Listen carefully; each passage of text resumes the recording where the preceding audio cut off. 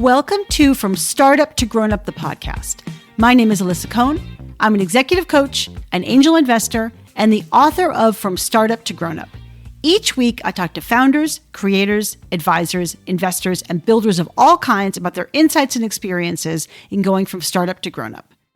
This is episode number 17, and I'm so excited to have Kara Goldin on the show.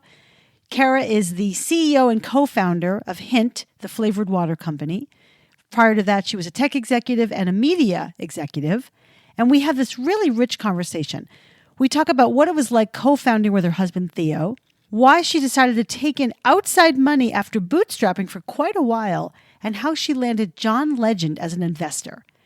Kara talks about her ability to improvise, how her lack of experience was her competitive advantage while building Hint, and lessons learned from managing her board. There are so many nuggets here. Please enjoy this conversation with Kara Goldin.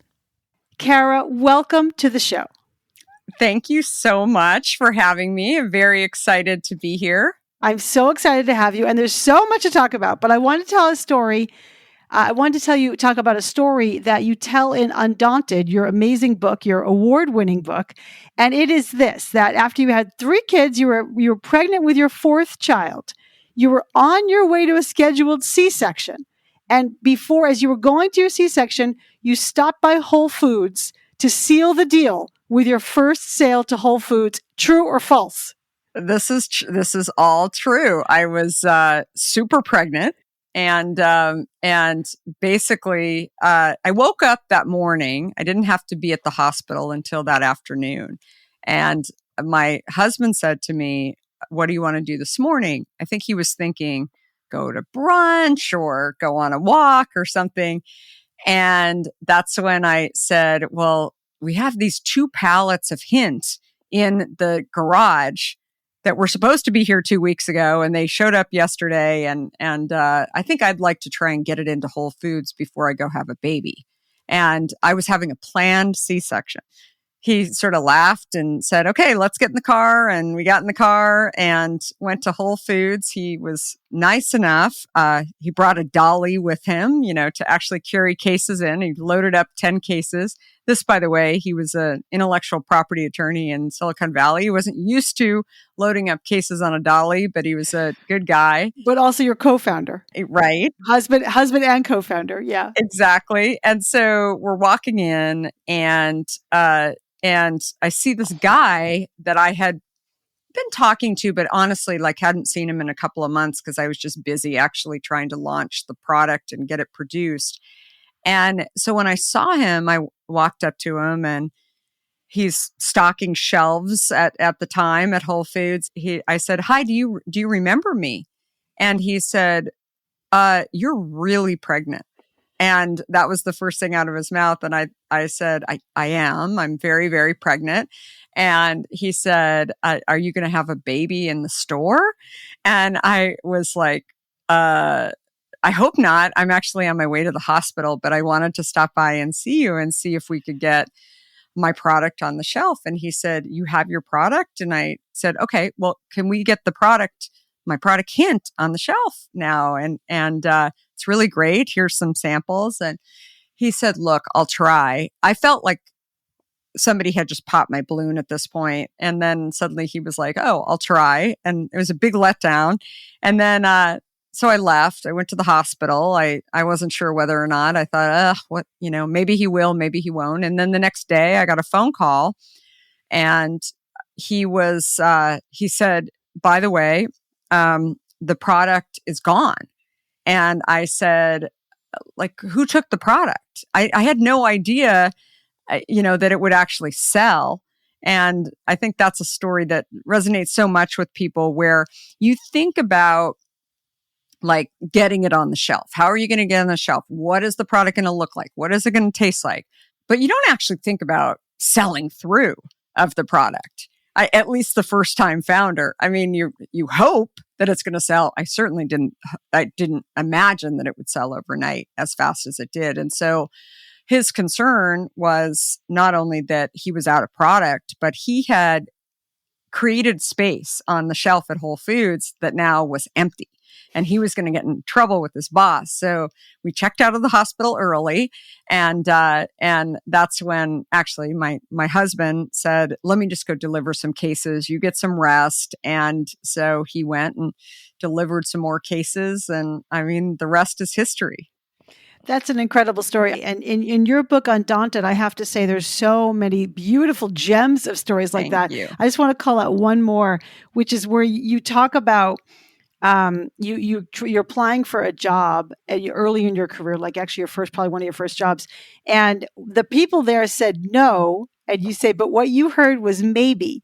And later they said maybe. And what you heard was yes. And I just love that because that is the entrepreneurial spirit in so many ways. And I'm just curious, were you always like that? Or was that something that you developed in yourself? So I think I was really fortunate that of course, I didn't see it back then, but when I was the last of 5 kids, and I had brothers and sisters who were significantly older than me. I had a couple that were 2 and 3 years older than me, but also 15 and 16 years older than me. So of course, they were doing different things. Like I was in diapers when my brother and sister were in high school, right? And so they were getting jobs and they were doing things. And as time would go on, and I got to the point where I liked to go to the mall and have money and go out, hang out with my friends in Phoenix, where I grew up. I would, I'd ask my parents for things that my brothers and sisters had because they had jobs, and I'd ask them for some money and they'd say no. So I was used to hearing that word no all the time. Dad, Mom, Dad, I want to go to a party this Friday. No.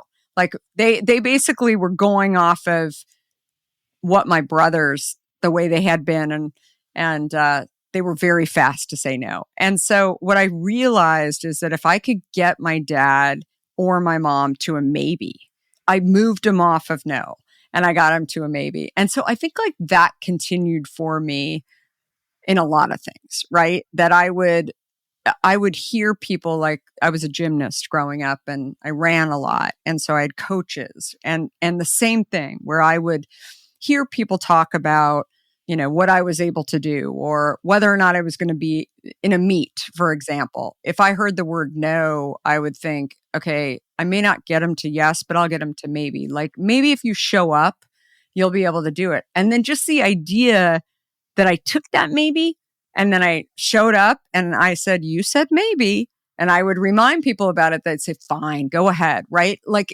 you show your tenacity, but I think it's also about, it kind of speaks to like, reading the room as I said too. And I guess we call it empathy, as well. And more than anything, just really, really understanding, kind of human nature of communication to what it really boils down to. And so I think I saw that at a young age, but I kind of gamified the system to some extent, that I was like, especially if I really wanted to do something. And I think that's something that is, I think really works in business as well. Totally. I mean, it totally works in business. And I think definitely it's part of like being an entrepreneur. And I guess, that leads me to the notion of the beverage industry. When you were, you had been a tech executive and you were kind of looking around for what you wanted to do. And of course you had your own personal journey with an understanding of like cutting out sugar and cutting out caffeine and also the diet, the sort of flavoring from the diet sodas. And that you sort of came to this understanding that you wanted to start a beverage company, but you had no experience in beverages. So I'm just curious, like, what was that journey like for you in deciding I'm going to go for it? Like, why would you go for it when you really didn't know what you're getting yourself into? It's interesting. You spoke about, I'd been in tech and had done some other things before. And I think for me, first of all, I never dreamed of being a beverage executive. I also, not that there's anything wrong with it, but it just wasn't my plan. I started out in media, and in New York and worked in, magazines, and then ended up working in television at CNN, and then ended up moving to Silicon Valley was with a little startup that was doing early direct to consumer in something called CD-ROMs back in dial-up days. And then we were acquired by America Online, and I was running their e-commerce and shopping partnerships. And I took a break and really tried to figure out, I knew I wanted to stay closer to home. I had young kids, and I was trying to figure out exactly what I wanted to do in tech. People kept reaching out to me and asking me to kind of do America Online 2.0, right? There was Yahoo and there was Microsoft, and there were lots of people out there. And I thought, I've already done that.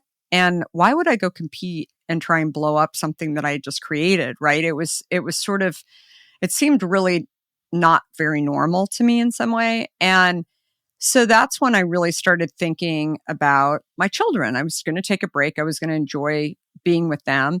And I started looking at what I was putting into their bodies. I was not very, I guess I wasn't sensitive to it prior to kind of spending some more time at home. I mean, not that they were just, eating bags of Frito at age 1 or whatever, but you know what I mean? They just weren't, I really hadn't thought about it. I had a lot of trust in what people told me. So for example, when they got off of, breast milk and formula, then people said substitute with apple juice. And I kept thinking that, wow, that's a lot of sugar. I mean, is that really what I want to be doing? And I do my own little tests. Like when I would take my kids to the park, I'd, say like, maybe they have it if they're going to burn off the calories, but otherwise, if I want them to take a nap, I mean, that's probably not the greatest idea. So again, like kind of gamifying this world that I was living in that I wasn't used to living in.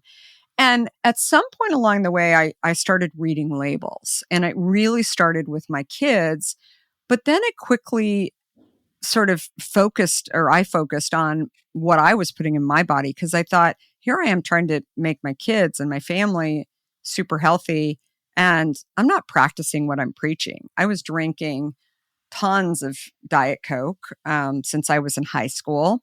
And the reason why I was drinking so much Diet Coke is that I didn't like water. I aspired to be a water drinker, but for me, drinking water was just super boring. And again, I grew up in Arizona where I should have been drinking a lot more water. And so I thought I'm going to do this test and see whether or not giving up my diet soda and exchanging it for water does anything. Will it make a difference? Again, it's diet. It's not full-fledged soda. So I really thought I was doing better already.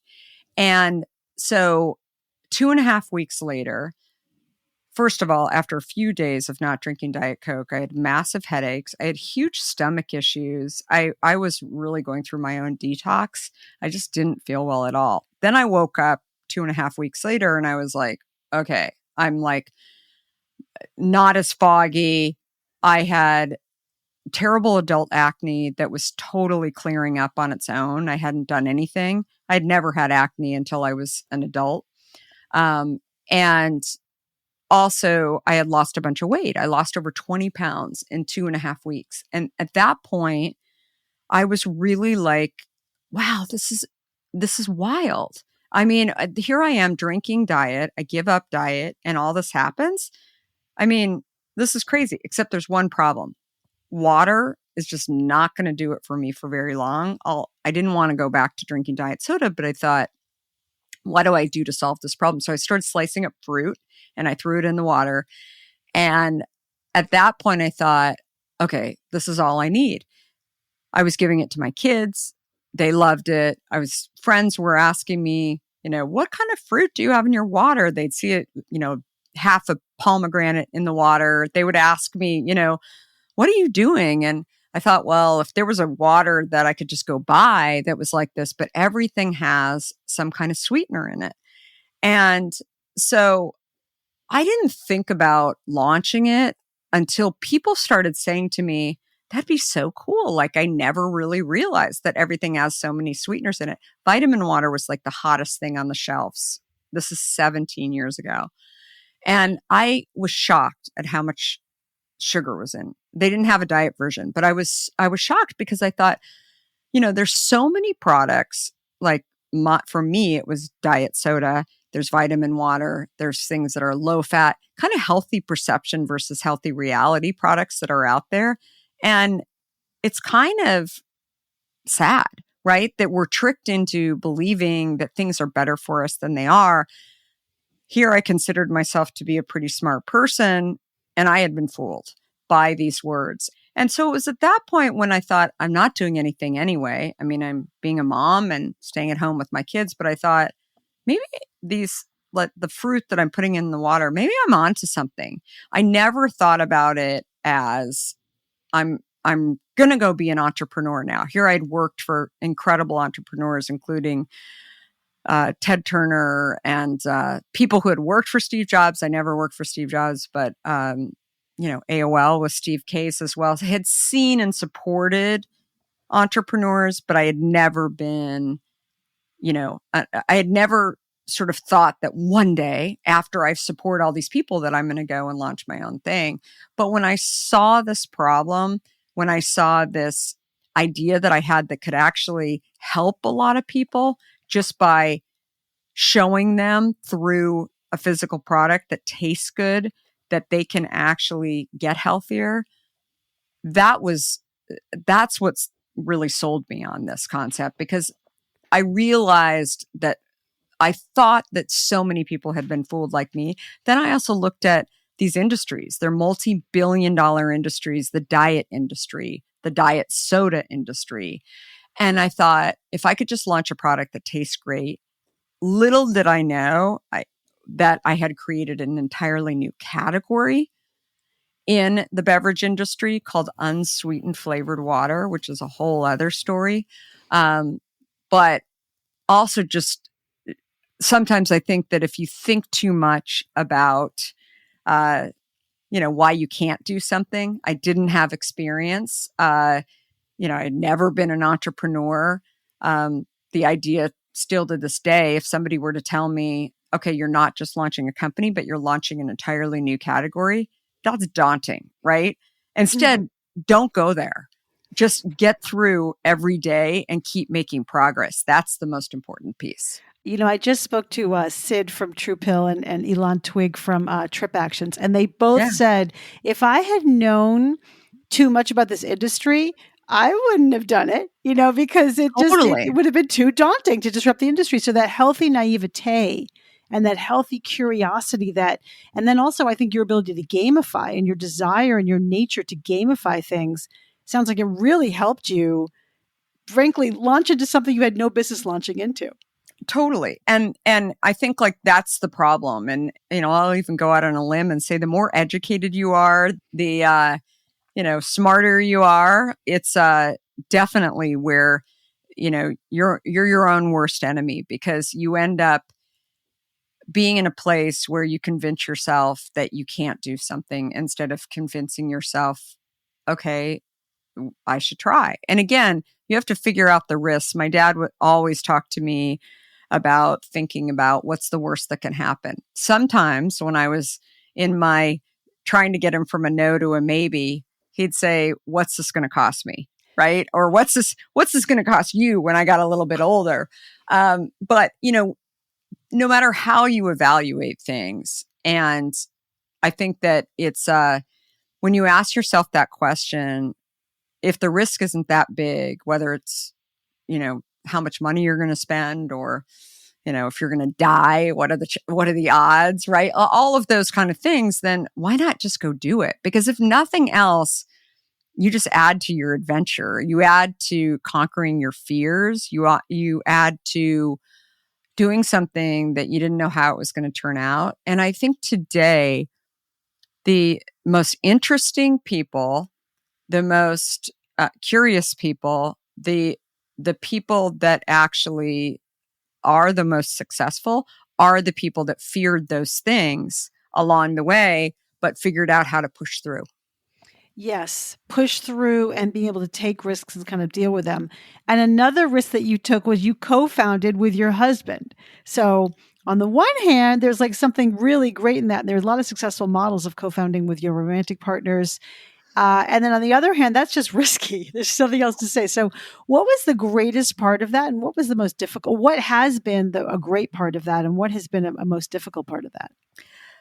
For us, I always tell people another one. I never really thought much about it. I think more than anything, as I was coming up with this idea, I I wanted to share it with my husband because we live in California. We have a joint bank account. I mean, I didn't feel very comfortable like writing a check for $50,000 for bottles. I feared that he'd think that I was going on a girls' weekend to Jamaica or something with friends. Like he wouldn't know what I was doing, and little did he know that I had kind of written a mini business plan. And then I also found out that I was pregnant with our fourth as I'm writing this, and I thought, okay, do I actually do this company, or, well, what else am I doing? I'm like waiting for, the baby to bake. Right. And so why not? Why don't I start getting through it? And I think what he saw,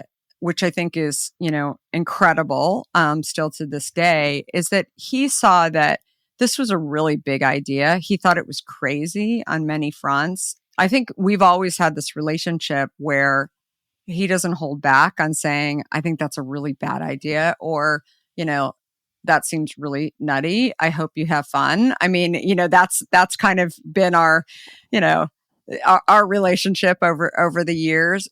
The net of it is we're very different people, and I think very different skill sets. And so as somebody who joined me in the company, I think he initially felt like it was crazy. And then when he went to the plant with me, our first plant, I think he got the bug, and he really realized that this was like a bigger idea to actually change people's health, help people get off of diet sweeteners when most people were really focused on sugar and what the body, did with sugar. My feeling was that people get that. They understand they're not supposed to have sugar. People don't have 10 candy bars a day, right? Most people don't. But it's these diet sweeteners that I really saw the problem probably ahead of other people. Now, I think that it wasn't that he didn't recognize that it wasn't hard, and he recognized also that it was, a big idea. But while I was trying to figure out whether or not I was going to, go back to tech or, stop this crazy idea, he also said, let me work alongside you. I think he probably thought, I'm going to get her to like quit. I'm going to make her realize that this is a really bad idea.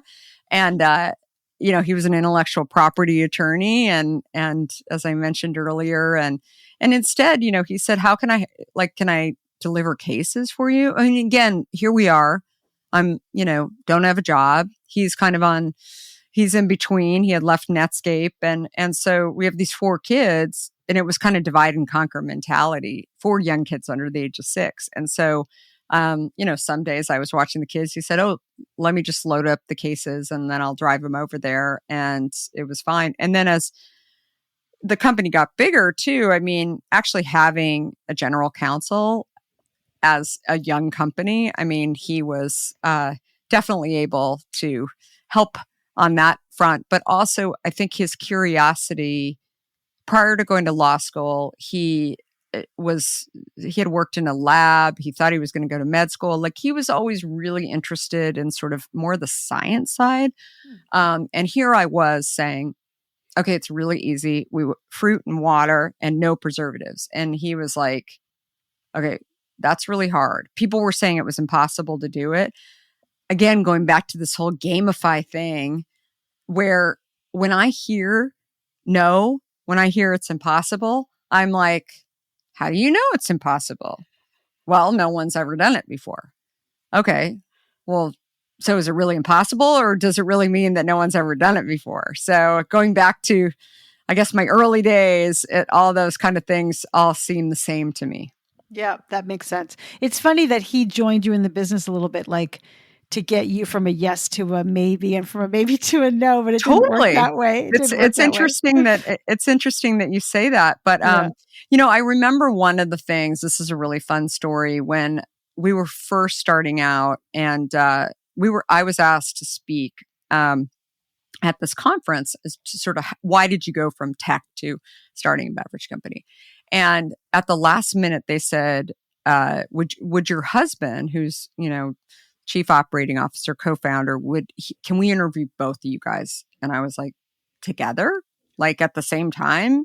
I mean, I'll ask him. I mean, I don't know. I mean, he's used to kind of not being on the front lines of being interviewed, but I mean, probably, I don't know. Like I didn't know what to say.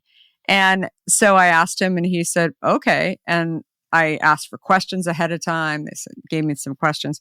Well, anyway, we get on stage. This goes to show you, like, you just kind of have to be ready for whatever, even when people hand you questions. But the first question that they asked us was really pointed at him. They said, "What's it like to work for your wife?" What did he say? Right? Like, I mean, it's just, I didn't know. I mean, I had never thought about that question, but obviously this person who was, the moderator was really interested in that. And he was so funny. Theo's like a Seinfeld character and like Jerry Seinfeld. And he said, don't we all work for women? I mean, and he went on this like dialogue and people were dying. And he said, I mean, I have 2 young girls and they're really young right now, but my expectations are that I'll always want to make sure that they're happy. He said, for me, I mean, I saw this idea that she had that actually could have impact on a lot of people. And she's ahead of her time. She's creating not only a company, but also an entirely new category. And I get it. And probably not a lot of people get it yet because people didn't really see the problem in diet sweeteners like I did. And he said, so I want to support her. And he said, but having said that, when we're done with Hint, I mean, will I be a CEO?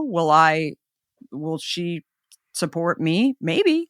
I don't know. But I think at the end of the day, it's less about gender. And for him, he said it's more about, is it a great idea? Can I actually support? He got like a standing ovation. I mean, it was, and again, I was like, okay, I can leave the stage now. And like, we're all good.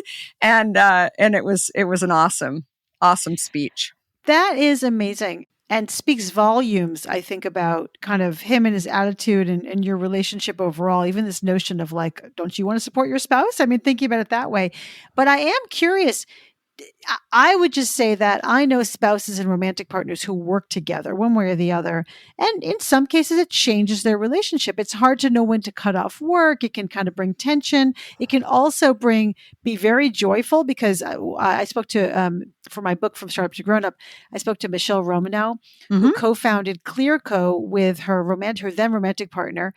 And she said, when he was on his phone the whole time, I liked that because he was handling crises that I didn't have to handle. So that's a different way of looking for your partner on the phone. I'm just curious what it brought in terms of goodness to your relationship and if there were any tensions that you had to navigate through. Look, I think also when you have somebody that you really trust in the room and, people would ask us over time, how do you divide? And it seems my experience is much more about the customer and about the marketing and about the branding and obviously had direct to consumer experience, all of that, versus he was really about how do we improve, really supply chain operations. It was very easy for us. Having said that, he was used to me asking, well, why would you do that? Imagine if you are 2 co-founders. Maybe you guys went to business school together. You like each other. All of a sudden you start a company and then somebody's saying, well, why would you do that? I don't even think twice about him saying, why would you do that? And because I asked the same thing, like, why would you do that? And again, I'm not judging, right? Yet if you don't know that person really, really well, then it might be difficult. Another, great example is as we had 4 kids under the age of 6. There were certain days we'd get a call from the nurse's office and, one of us would need to go to school. and pick them up. And again, what if you're, two co-founders and one has kids, one doesn't have kids, right? And all of a sudden there starts to be this, well, who's really doing this who's doing this company? And I mean, that happens all the time. And I think for us, it was really about our priorities are family and work.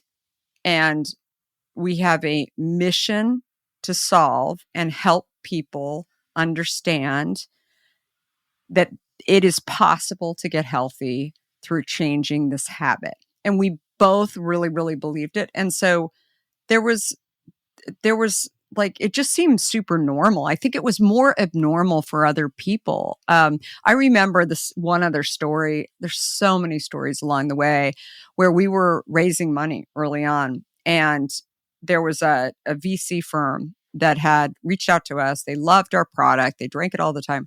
And they called my husband and sort of the final hours, they were making a decision and looked through everything. And they said, we have one problem with doing this deal. And he said, what's that? And he said, we just find like investing in married couples is just a really bad idea.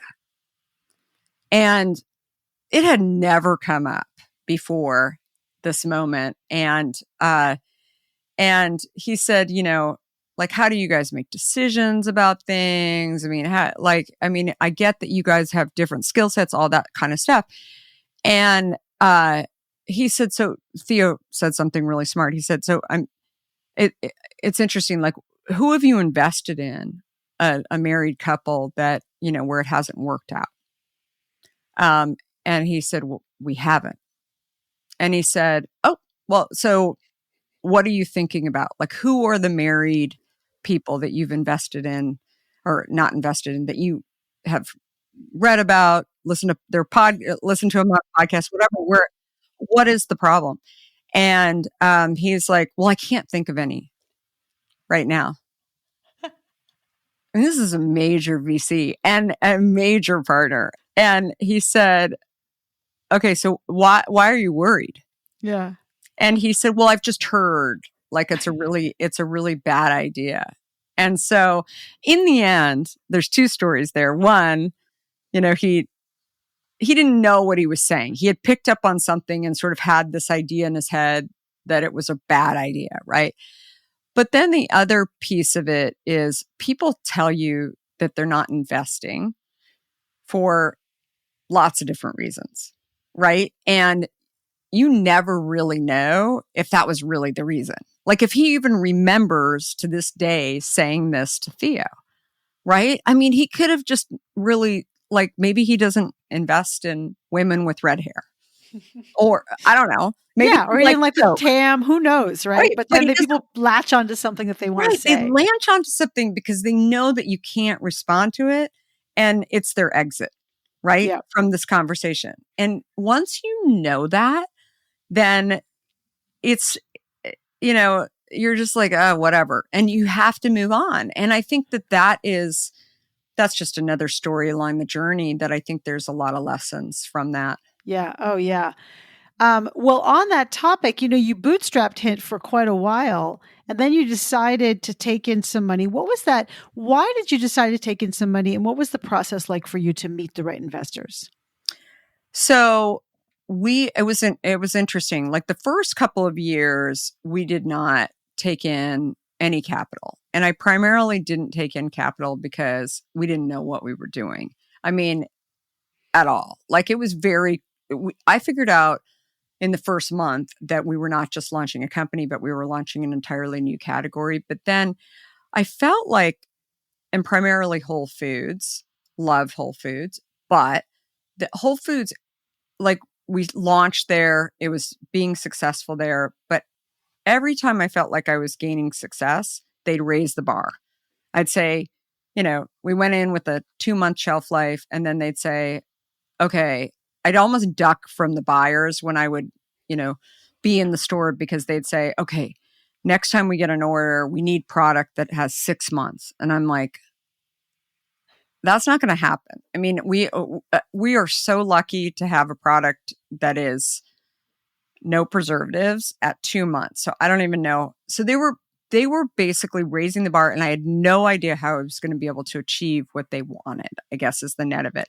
Plus, they were saying things that really scared me. Like, we're in the Bay Area, but they were like, "Oh, would you like to be in the Denver stores?" And I'm thinking, that's a long drive from San Francisco and my Grand Cherokee to Denver. How am I going to achieve this? Like, where would I get a truck from in order to do that and have somebody drive? I didn't know about distributors. I mean, I knew there were distributors, but I didn't have their phone number or their email. And so there were so many things along the way that I had to figure out, how do we, get there. And I think the other thing is that you have to understand is that I had, grown up in media and tech. I didn't have experience in CPG. So when I asked the guy at Whole Foods, "Hey, can you give me a phone number for a distributor?" Maybe he would give me the phone number for a distributor, but then when the distributor, they wanted to figure out if I was a risk. Like, here I had this idea for a product in a very crowded space, but also in a category that wasn't totally accepted by everybody yet. It was accepted by Whole Foods, but Safeway and other sort of conventional grocery stores weren't taking it in yet. And so I just, more than anything, I just felt like, there were so many things that I just didn't know. So why should I take investment until I should invest my own money? And I was also hearing from a lot of people in Silicon Valley that were friends of mine from tech. They were like, "Oh, wait, what are you doing? Oh, let me angel invest in your company." And I'm like, I still want to go to dinner with you. I don't want you asking me, what's going on with the business and whatever. So after 2 years, where I basically at this point figured out that we had kind of figured things out, I thought it's time to start taking some of these investments and getting some people in there. And so we had a distributor actually who still works with us today, that had been actually on the board of Vitamin Water, a guy named Ken Sadowski. And so he had said to us that if you guys are ever looking for an investment, I'd be interested in investing, and I can also introduce you to some people. And so that seemed like, okay, let's go figure out if he's the real deal or not. He's obviously worked in the beverage industry. He's way ahead of us. And so he introduced us to our first investors, coupled with, there were people in Silicon Valley who, knew us, who thought that this mission of getting off of sugar and sweeteners was right on. And so those were the early people who invested. It sounds like the early investors are people that one way or the other you had worked with, or like Ken, or that also you knew from your background. So it's, relationships really matter when you're kind of thinking, because you know who these people are and they know who you are. Relationships totally matter. And I think that the mission mattered a lot. And mission alignment. Most of these people, I still am thinking about it as I'm talking to you, most of these people who invested had never invested in a beverage company. And most of them haven't invested in another beverage company. In the case of John Legend, for example, when he invested, it was interesting because we were in Starbucks, and Hint was in Starbucks, and he found it in Starbucks. And it was, he just called the number on the back of the bottle because he thought it was so good. And yet he wondered if the big soda companies if they were launching, a product that it seemed counter to what he expected from those big soda companies. And so when I picked up the phone and said, no, it's not a Coke or a Pepsi company. It's, I started it.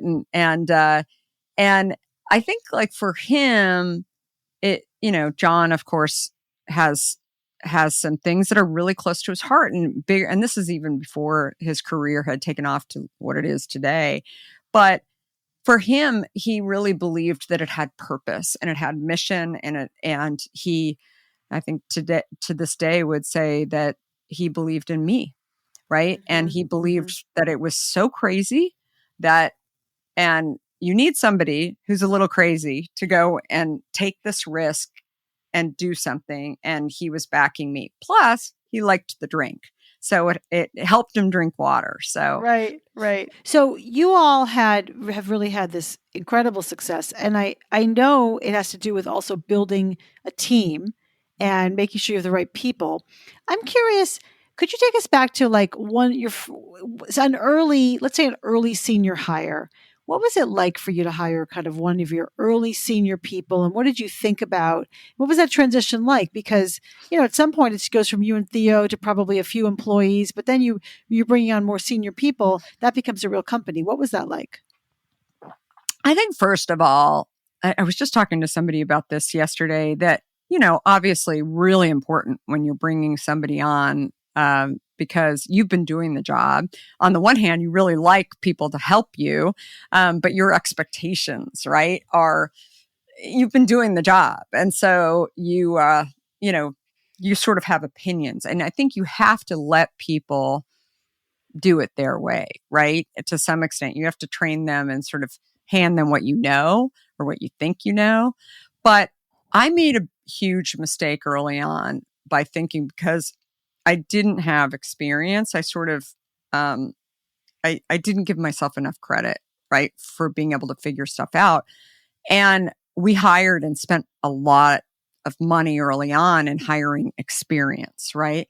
And what I found about experience is experience in an industry is very different from finding somebody who's experienced in growing a company from 0 to a million, or 5 million, or growing from 20 million to 50 million. And so I think that is like a really, really important thing to remember, that so often if you're working inside of a large company, it's really hard to get that experience, and you'll say that you know how to do it, you were at a big company and whatever, but the reality is that you don't, right?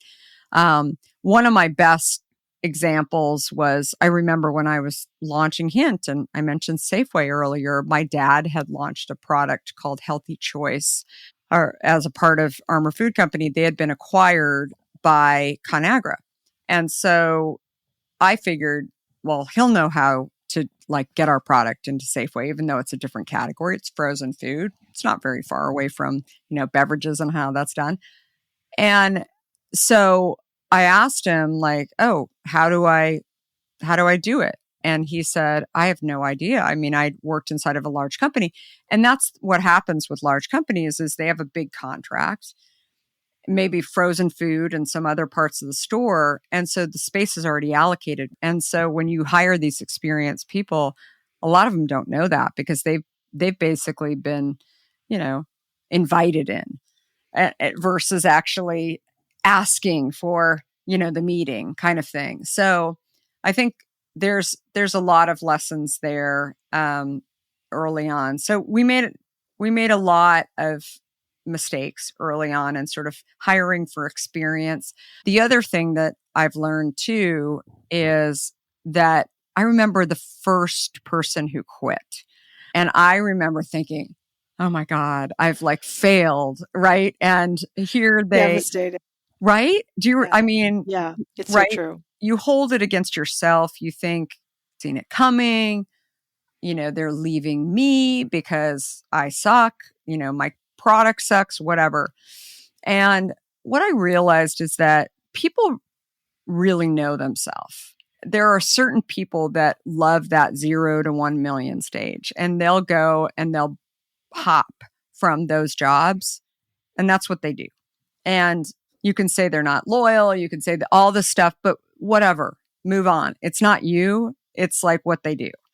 And I think that that's a really, really important, piece for people to remember, because people won't stay with you forever. And I think that it kind of goes to this point about hiring people that I think people are confused by, especially in your first startup. It's people through every stage, they're not going to, they may not be the right people. It's very rare that somebody stays with you in multiple stages. We actually have a handful of those people in Hint, that have been, with us 9 years, 13 years. I mean, it's a long time. And, but certainly it's not very common. Right. It's not very common. And to your point, it's like different people are the right employee for different stages. And I think for a first time founder in particular, that can just be jarring because when they leave, to your point, you can't take it personally. And what have I done? And it must suck and it's terrible. But also, what if everybody else leaves? And there's this sort of recurring fantasy of like, oh, is everybody going to leave now? And so Yeah. I think it takes time to adjust to an understanding that different people are the right people for your different stage of your business. Yeah. And I remember something else when I was working at CNN that Ted Turner said that still like sits in my head. Like he always said, when people announce that they're leaving, let them go. Never save a person. I tell managers this all the time because, what he made me realize is that people will be thinking about this. There's a lot more that happens before they actually tell you that they're leaving. So they've interviewed. Look, there's a lot going on that they didn't share with you. And they thought about things and, for whatever reason, they felt like this was a better opportunity for them. So when you go in and you actually say you give them more money or you try and convince them to actually stay. And when that happens and you do, the chances of them actually staying long term are very low. And often maybe they'll entertain you by having this conversation with you, but then they'll use, the additional money to go to their new employer and actually say, well, I want to do this. And that's the way that game works. And I think like I can count on a couple of fingers where we've actually broken that rule and it's never worked. And it really, and I always go back to, what Ted Turner used to say at CNN, like you announce that you're leaving, like plan on leaving. Right. Because you're not getting another opportunity. And I think I think it's a really smart thing. And it's something that people need to, because again, you sit there and think, oh my God, I trained this person for so long. What if they leave? And I think there's another lesson that I've learned too is, and something I'm probably not great at still to this day, is that if you see some negativity that's going on in your organization, maybe, you've lost trust in this person or whatever as well, like you actually need to cut bait on that relationship because it rarely gets better. And what it does, to your point earlier, what the big fear is that what if one person leaves, then other people leave? You allow a person to sit around for a while who maybe has, a negative opinion or a bad experience of some sort. And it really is like poison. And the person can be a good person. They just cannot actually think straight for whatever reason. So it's better for you just to cut the cord. Yeah, it's so true. And, I would say that really 201, the founders that I talk to, that I deal with, that I coach, all kind of learn that by the time you should fire someone, it's Too usually late. way late, right? It's like Yeah. you're late in the game and everybody kind of is already waiting for you to do something. It's one of the hardest lessons I think for all founders to learn and really for all leaders to learn. It's just a Yeah. difficult thing. It's Yeah. so difficult. And there's never a good time. Right. Right. It's never a And good I time. mean, there's never a good time. It always happens at a time when you're like, but I think it's also something that I've learned that I share with fellow CEOs and entrepreneurs. And I think it's easier when you're an entrepreneur and we're doing all the different jobs in the company. It like having that ability to step in when you need to, whether, it's on direct to consumer or SEO or customer service or whatever, and actually knowing what the job entails when you need to hire somebody, is really, really important because Yeah. you can be helpful to your team. I think that the other lesson that I learned when I was working at AOL actually was my boss, this guy Meyer Burlow, he would always have people in his office and he was always interviewing. And we didn't have any roles that, I mean, for a while he was interviewing and, because we had lots of roles that he was trying to fill, but I mean, he was always interviewing and we always were like, why is he interviewing? I mean, is he interviewing for my job? I know that person who walked in actually is, kind of has that skill set or whatever. And he said something to me that still rings true to this day, or great words of advice, is that you never know when people are going to leave. One day I actually said to Meyer, are you interviewing for my job? I was the VP of e-commerce and shopping partnerships. And he said, I interview all the time. And I said, I know you interview all the time, but are you interviewing somebody for my job? And he said, no, but I never know when you're going to quit. And I never know what anyone's going to do, or when we'll need people. And so always having options. And I think that that's an important lesson that I use actually for customers, for suppliers as well, because if you don't have options, then when something happens that you're surprised by, and things aren't going well or whatever, then, you feel like you're in defense, right? You're definitely trying to keep your head above water, all of those things. But if you know a few people, that a few companies, suppliers, whatever, that you can reach out to, then you don't feel so stuck. And I think it's the same with people, that when you're constantly interviewing, and you don't have something right now, but when you need somebody, knowing that you had interviewed somebody is really, it's a good thing to do. It's reassuring. It's just reassuring to know that there are options out there. And you also know what talent is out there too. Right.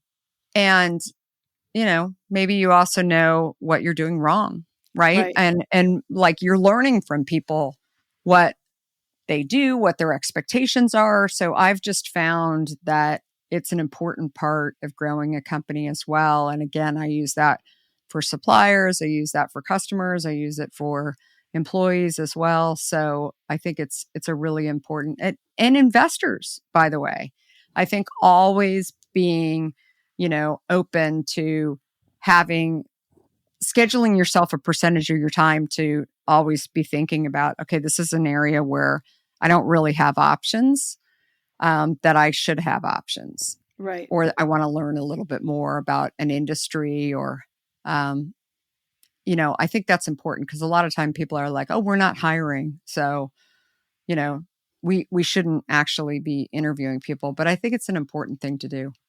Yes. Very wise. Very, very wise. I'm curious, you've talked a lot also, your book is called Undaunted. You've talked about being undaunted and the way you kind of gamify things. Amazing. Have you ever experienced imposter syndrome or severe self-doubt? Of course. I think that there's a few things, maybe to some extent I gamify that as well. Like I think about things like what's the worst that can happen along the way. And, because you run into people that you think they're doing better than I am. I was actually sharing the story with an entrepreneur in the beverage industry yesterday, where I said, I remember when Hint was just starting out and there were, again, I'm in it. I'm at the trade shows. I'm in the stores. I'm like watching everything. I'm at distributors. There's all these people that they have better wrap around they have more stores. They have better shirts. Like, they have it together. The number of people that I have seen like that, and then next year they're gone. They're out of business. I mean, we still joke about it. Like, there's so many along the way. And it's really hard for you to tell because, you think, oh, they've got it all together, right? They were like this and this and this and then they were gone, poof, right? And so I think that you have to recognize that you never really know what's going on. It's like a happy happy marriage, right? Then you hear later on, you're like, whoa, I thought everything was fine. I mean, this is crazy. You never really know what's going on. And so whenever I feel like that sneaks in on me, I think that that's an important thing for me to go back to. Again, it's, you never really know what's going on. And I think it's also stop focusing on what you can't control and do the best job that you can do has always been something that has worked for me. Because when I get caught up in a competition or somebody's doing better than me or they're way ahead and, it's unfair in some way, instead, when I focus on just continuing to move my company forward, continuing to do better in some way, then it kind of resolves itself. But everyone's lying if you ever hear somebody say that they never got imposter syndrome, they never felt inadequate in some way. And I think that there is one thing that I would say that I often think is really important when you have those people that are around you that are feeding you that like insecurity.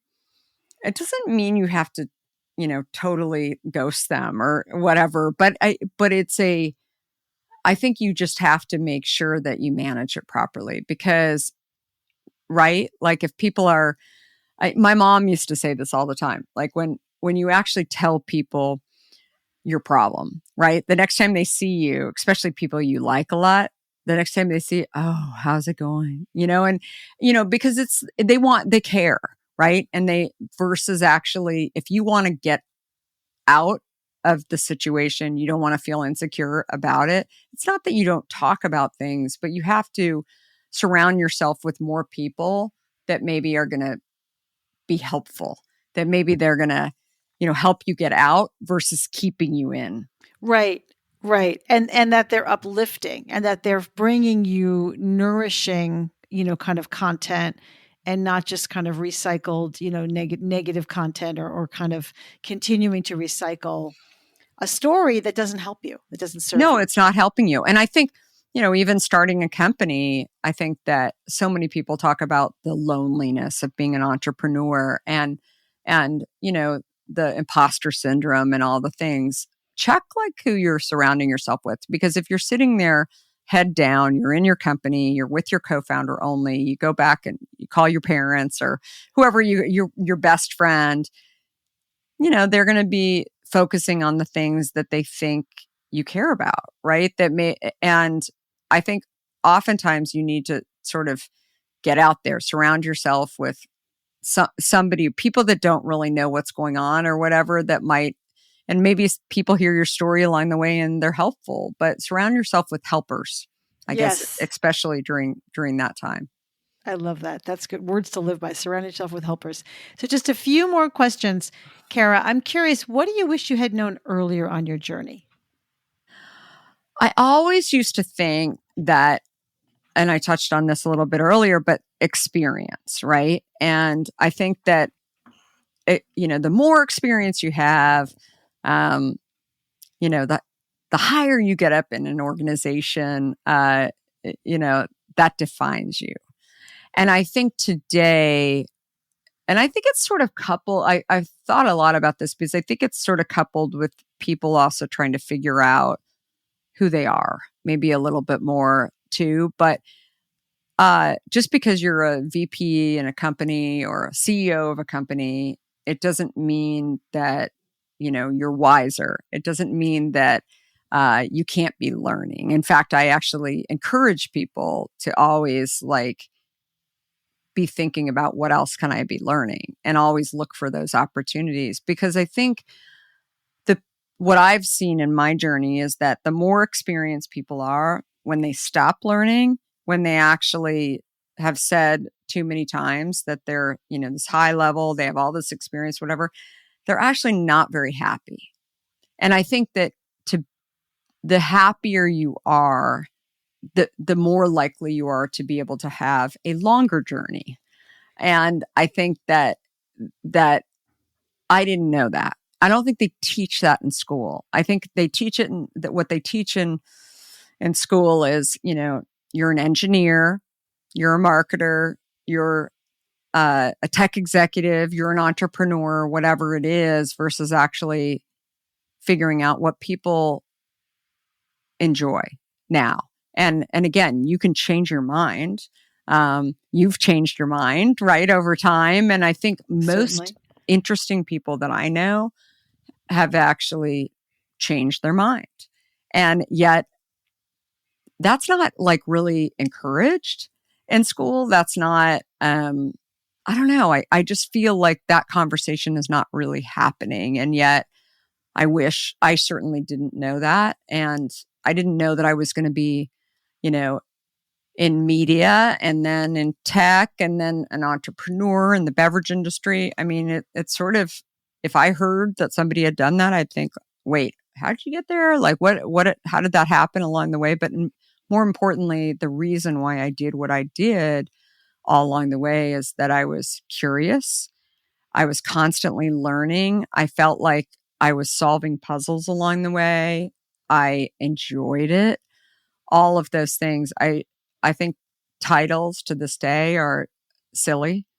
I think it's more about responsibility than actual title. Fine if you need a title in order to sort of identify what people do, if they're a manager versus not a manager. But I think that so often people get caught up in the seniority of it and of having a certain title, and also people fear those people. I mean, too, they feel like, oh, I can't reach out to somebody who's a certain title because they're too important. And I think that is the wrong attitude to have for people, that you just have to,